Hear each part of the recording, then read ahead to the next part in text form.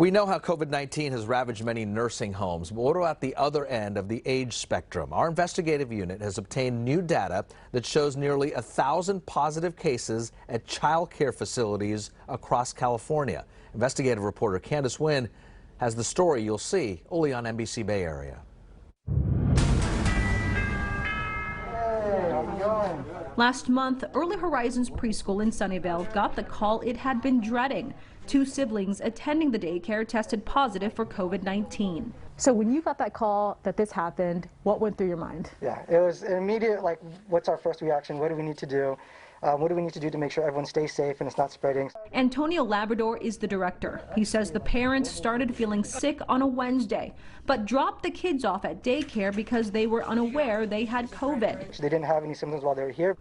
On Thursday, they still felt ill and kept the kids home. They got tested and found out the whole family had the virus. That's when they called Early Horizons. We shut down the school. Called parents, had them come pick up their children, and yeah, shut the school down. How are you today? In the North Bay, a similar scare. North Bay Children's Center CEO Susan Gilmore got a call back in May that 2 kids, also siblings, were exposed to a COVID-positive aunt.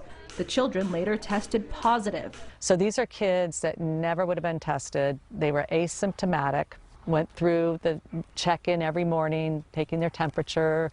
Both facilities say they prevented an outbreak. The virus, as far as they know, did not spread to other children or staff. The kids were already kept in groups of 10 or 12 called cohorts to minimize exposure. We shut down that cohort, that classroom, so all 10 children were tested, all of the teachers were tested, and all of the parents of those children were tested. They all tested negative. But not every child care center has been as successful. New state data shows nearly 1,000 COVID-19 cases linked to licensed child care facilities. The number includes staff, kids, and parents, and shows a 12% increase since last week. Broken down by county, Los Angeles tops the list with 170 cases. It has by far the most facilities open during this pandemic. In the Bay Area, Santa Clara County had 28 cases, Alameda County had 19, Contra Costa 14, Marin 13, and Solano 11.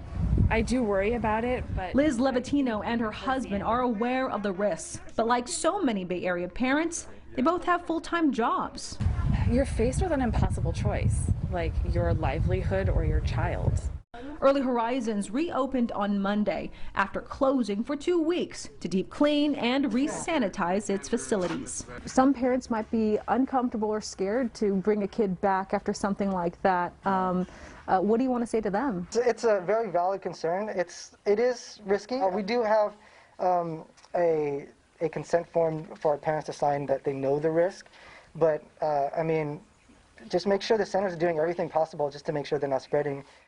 Every single provider we spoke with says it is struggling as a business to keep up with these changing guidelines and keeping kids safe.